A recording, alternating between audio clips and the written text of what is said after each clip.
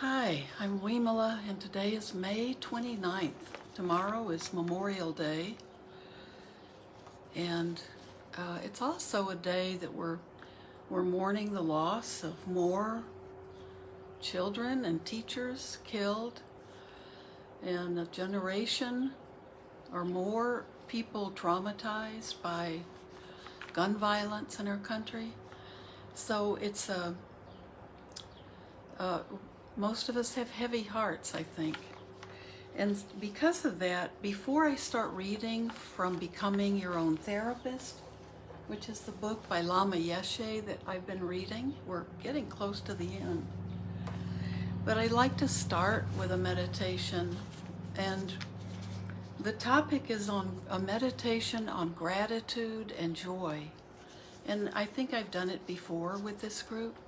It's a meditation that Jack Kornfield wrote. And gratitude and joy may feel like just the opposite of what we're feeling these days with so much gun violence and so much pain and violence in the world, and hunger and flooding and fires. But I think for that reason, it's important for us to continually recognize what we have to be grateful for and where we're able to find joy and what we can do to keep ourselves going. We have to, it's like the awakening factors. They're all the qualities that we want to develop that are beautiful. Like they're to me, they're kind of the goal.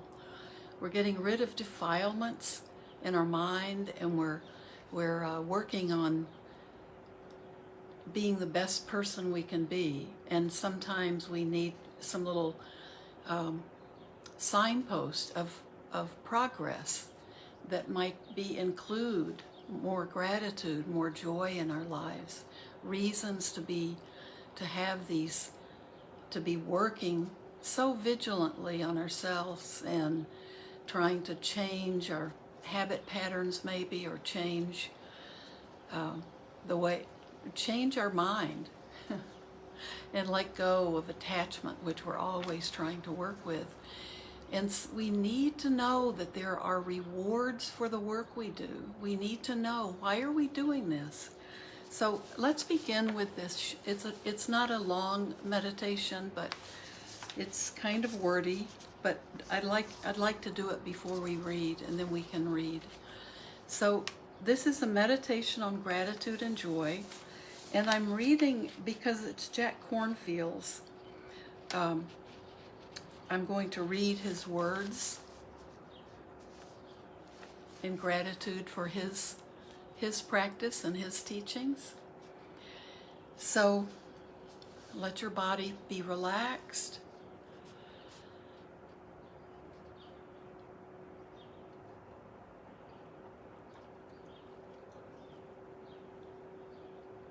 Really be in your body. Be aware of the breath, and let that bring you back to your body, whatever posture you're in.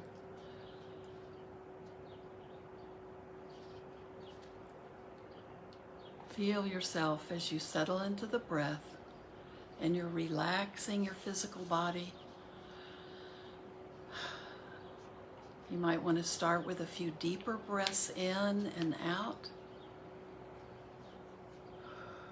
With these, you could even breathe out through your mouth to get a fuller exhale. Just a few breaths, and then go back to your normal breath.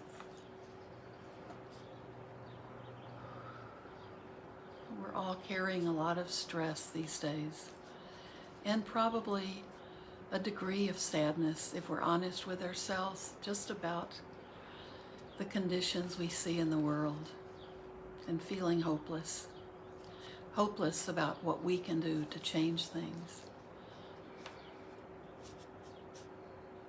But every day we practice loving kindness, every time we practice gratitude, every time we reach out to someone, talk to someone, remember we can be a refuge.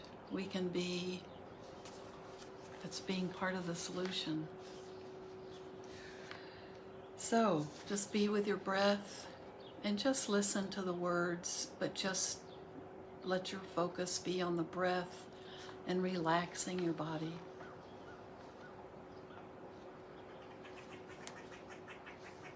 Allow your body to be relaxed and open, your breath natural, your heart easy. Begin the practice of gratitude by feeling how year after year you have cared for your own life.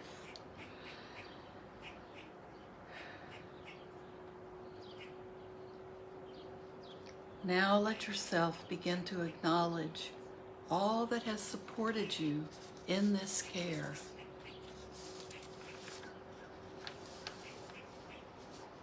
With gratitude, I remember the people, animals, plants, insects, creatures of the sky and sea, air and water, fire and earth, all whose joyful exertion blesses my life every day.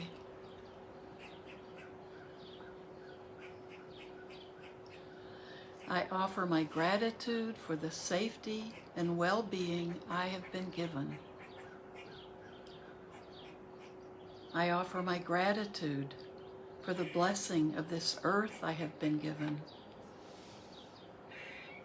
With gratitude, I remember the care and labor of 1,000 generations of elders and ancestors who came before me. I offer my gratitude for the family and friends I have been given. I offer my gratitude for the community I have been given. I offer my gratitude for the teachings and lessons I have been given. I offer my gratitude for the life I have been given. Just as we are grateful for our blessings, so we can be grateful for the blessings of others. Continue to breathe gently. Bring to mind someone you care about, someone it is easy to rejoice for. Picture them and feel the natural joy you have for their well-being, for their happiness and success.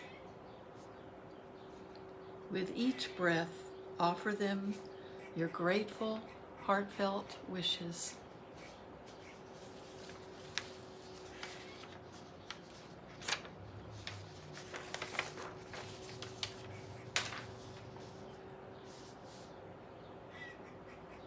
And here are the wishes. We can remember this and then practice this all day long.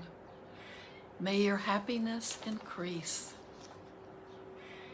May you not be separated from great happiness. May your good fortune and the causes for your joy and happiness increase.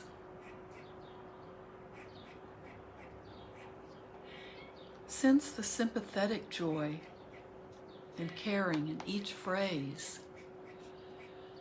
And sympathetic joy is appreciative joy. When you feel some degree of natural gratitude for the happiness of this loved one, extend this practice to another person you care about. Recite the same simple phrase and phrases that express your heart's intention. May your happiness increase. May you not be separated from great happiness. May your good fortune and the causes for your joy and happiness increase. Then gradually open the meditation to include neutral people. These are people we really don't know yet. Maybe someone we've been introduced to, but that's the only contact we have. Or a familiar face you see when you go to the store or when you're walking. maybe even a neighbor. They're neutral because we have developed no opinions about them yet.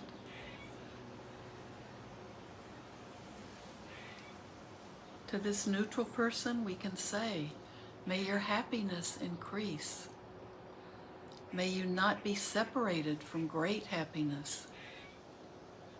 May your good fortune and the causes for your joy and happiness increase.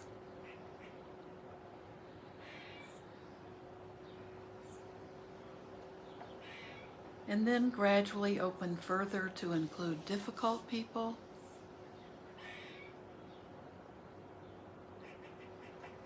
and eventually even enemies, until you extend sympathetic joy to all beings everywhere, young and old, near and far.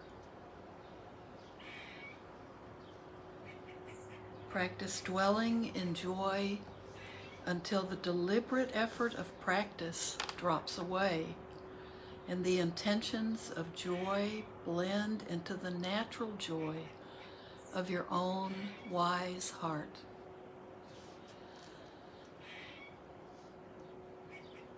May your happiness increase. May you not be separated from great happiness. May your good fortune and the causes for your joy and happiness increase.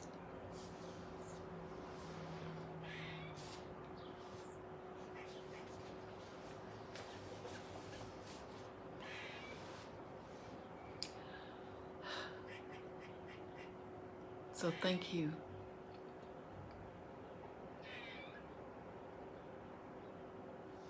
We can read. I was very moved by those words because when we're in these periods of mourning for our country, mourning for the loss of, we get through a pandemic with 1 million deaths in this country, and then we're bombarded, and we're not even through with the pandemic, but it feels like we've been bombarded with just constant tragedy in the world and in this country, with so much violence, so much gun violence. So it's important for us to be able to feel joy for others and awaken the joy within us and increase those causes, increase those conditions and causes that can help us experience great joy and great happiness. And we want it for all other beings. While we were sitting, you may have heard there's a squirrel squawking away in the tree in front of me. And that was the guard squirrel, because the big black and white cat who loves being on my patio and came walking up very slowly to drink out of the big water dish. And so the squirrel started reminding all of his other brother and sister squirrels to be on the alert. And I'm sure it alerts the chipmunks and the birds. We haven't seen the squirrel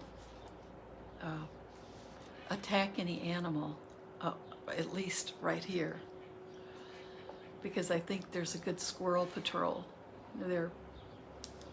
They take turns staying in the tree. So I was feeling a lot of gratitude for them and thinking how that squirrel in the tree was taking care of his brother and sister squirrels and all the other little animals that could be concerned about the cat.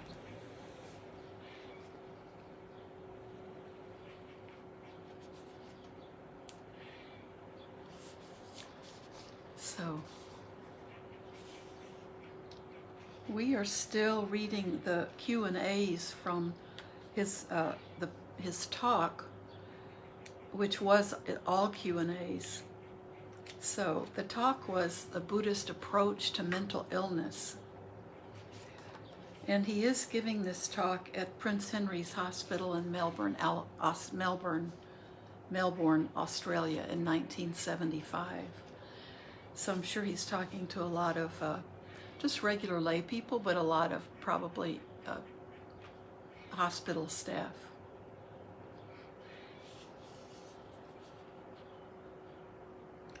Let me see. I think I stopped here. Why do you think that the methods of Buddhist psychology offer an individual a better chance of success in achieving everlasting happiness, whereas other methods may have great difficulty in doing this and sometimes never do? And his answer, I'm not saying that because Buddhist methods work, we don't need any others. It's very important. People are different. Individual problems require individual solutions. One method won't work for everybody. I'm so glad he's saying this, because I think we don't often say it enough. One method won't work for everybody. In the West, you can't say that Christianity offers a solution to all human problems. Therefore, we don't need psychology or Hinduism or any other philosophy. That's wrong. We need a variety of methods because different people have different personalities and different emotional problems. But the real question we have to ask of any method is, can it really put a complete stop to human problems forever? Actually, Lord Buddha himself taught an amazing variety of psychological remedies to a vast range of problems. Some people think that Buddhism is a rather small subject. Of course, Lord Buddha offered billions of solutions to the countless problems people face. It's almost as if a personalized solution has been given to each individual. Buddhism never says there's just one solution to every problem, that this is the only way. Lord Buddha gave an incredible variety of solutions to cover every imaginable human problem. Nor is any particular problem necessarily solved all at once. Some problems have to be overcome gradually, by degrees. Buddhist methods also take this into account. That's why we need many approaches. That's such an important message. We have to find the approach that works for the individual. It's not a one-shot thing. Next question. Now the sentry squirrel has come down to enjoy some sunflower seeds, so they must have watched the cat go back to his house. Sometimes we see patients who are so grossly disturbed that they need larger doses of various drugs or just a lot of time before you can even communicate with them. How do you approach someone with whom you can't even communicate intellectually? And the answer, first we try slowly to become friends in order to earn their trust. Then, when they improve, we start to communicate. Of course, it doesn't always work. The environment is also important. A quiet house in the country, a peaceful place, appropriate pictures, therapeutic colors, that kind of thing. It is difficult. So once again, even metta is here. So what does he say first? First, we try slowly to become friends in order to earn their trust. Next question. Some Western psychologists believe that aggression is an important and necessary part of human nature, that anger is a kind of positive driving force, even though it sometimes gets people into trouble. What is your view of anger and aggression? Very important. This is a very important question, so as many wise people who answer it, the better for all of us. The Lama's answer, I encourage people not to express their anger, not to let it out. Instead, I have people try to understand why they get angry, what causes it, and how it arises. When you realize these things, instead of manifesting externally, your anger digests itself. In the West, some people believe that you get rid of anger by expressing it, that you finish it by letting it out. Actually, in this case, what happens is that you leave an imprint in your mind to get angry again. I want to read this. In the West, some people believe that you get rid of anger by expressing it, that you finish it by letting it out. Actually, in this case, what happens is that you leave an imprint in your mind to get angry again. The effect is just the opposite of what they believe. It looks like your anger escaped, but in fact, you're just collecting more anger in your mind. The imprints that anger leaves on your consciousness simply reinforce your tendency to respond to situations with more anger. But not allowing it to come out doesn't mean you are suppressing it, bottling it up. That's also dangerous. You have to learn to investigate the deeper nature of anger, aggression, anxiety, or whatever it is that troubles you. I'm repeating some of these sentences, they're so important. You have to learn to investigate the deeper nature of anger, aggression, anxiety, or whatever it is that troubles you. When you look into the deeper nature of negative energy, you'll see that it's really quite insubstantial, that it's only mind. When you look into the deeper nature of negative energy, you'll see that it's really quite insubstantial, that it's only mind. As your mental expression changes, the negative energy disappears, digested by the wisdom that understands the nature of hatred, anger, aggression, and so forth. My goodness, that's wonderful. So it doesn't have to be digested by the body. It says your anger, instead of manifesting externally, your anger digests itself. So as your mental expression changes, the negative energy disappears, digested by the wisdom that understands the nature of hatred, anger, aggression, and so forth.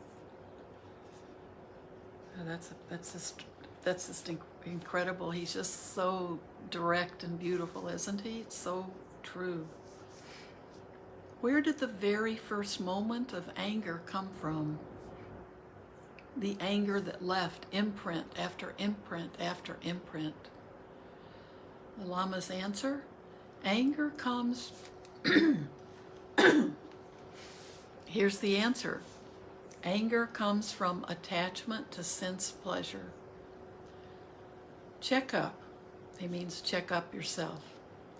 This is wonderful psychology, but it can be difficult to understand. When someone touches something to which you are very attached, you freak out. Attachment is the source of anger.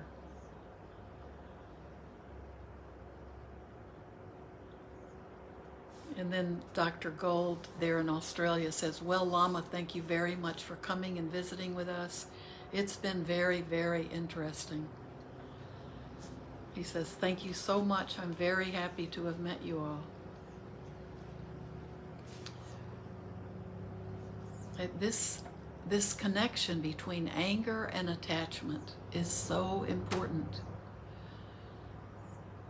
When someone touches something to which you are very attached, you freak out. This is a Tibetan Lama saying you freak out. Attachment is the source of anger.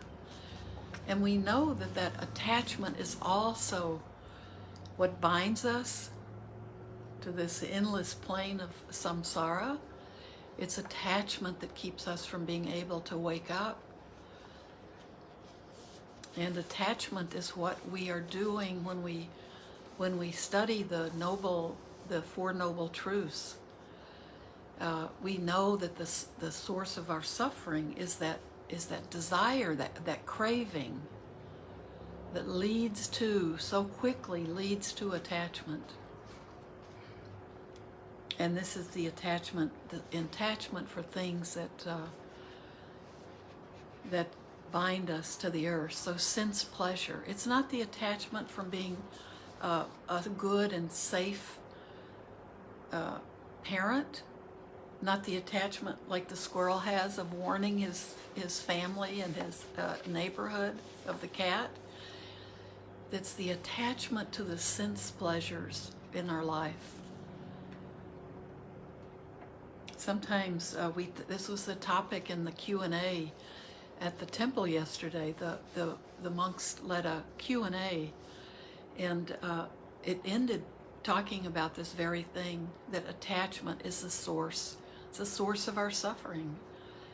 And it's when any desire or craving just very quickly can become attachment. And that's what causes us, that's what causes us, any threat to that causes that anger to arise. Attachment is the source of anger. It's a lot to work with. It's a whole lifetime of something to practice, study it, but integrate it into your life. It has to be real for us. It can't just be something that we've read about. So, my goodness. So that's our time for today, but the last chapter, well, it's not the last chapter. So the next chapters, it's not too many pages. The next chapter is going to be everything comes from the mind. Make your mind an ocean. We're talking about how material objects and sense pleasure, these are not the things that we want to be dedicating our lives to.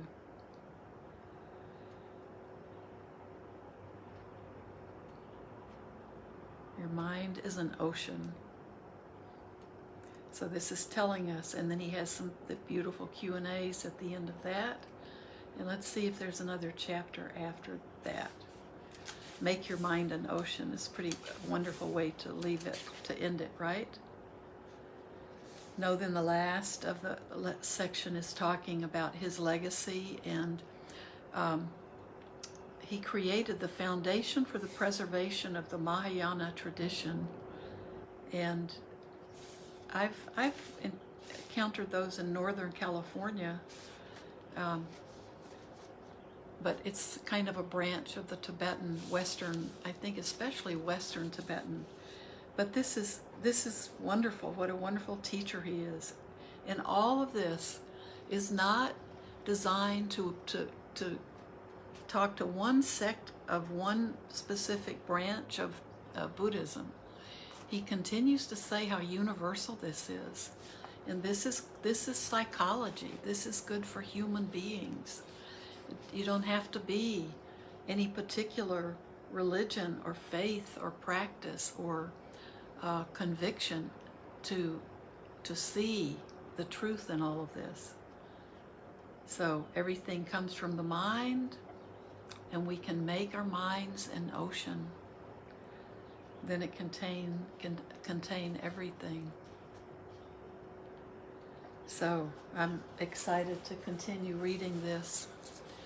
But please remember, when we feel sadness and heartbreak over the condition we see in our country with gun violence and so many other issues in the world, with the war in Kosovo, with famines and flooding in so many countries, and starvation, hunger, everything piling up. it makes it so easy to become angry. And that anger sometimes is because of we have attachments, we're so afraid of losing them. What if the economy falls out from under us? Well, maybe we'll lose a car or a house or income. That fear connected to those attachments, that's what becomes anger.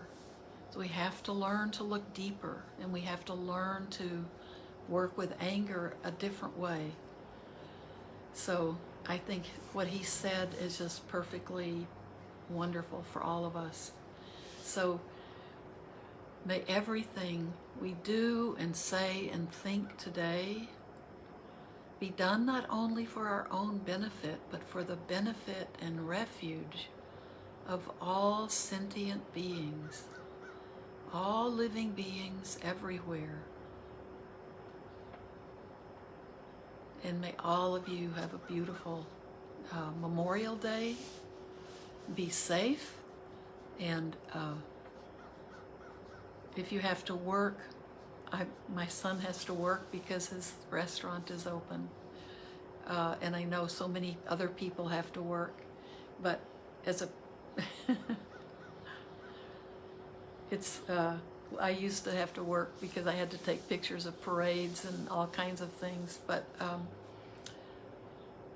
if you have a day of rest, it might be a day when you visit with family and have picnics or see parades, or certainly go to pay your respects at cemeteries to appreciate the people who have served this country and protected us.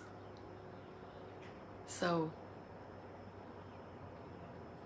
have a beautiful long weekend, and be aware of all of these beautiful teachings that we're endowed with that can really help us. And I think working with anger is maybe the most powerful, because it works directly with the cause of all of our suffering. So thank you for being here.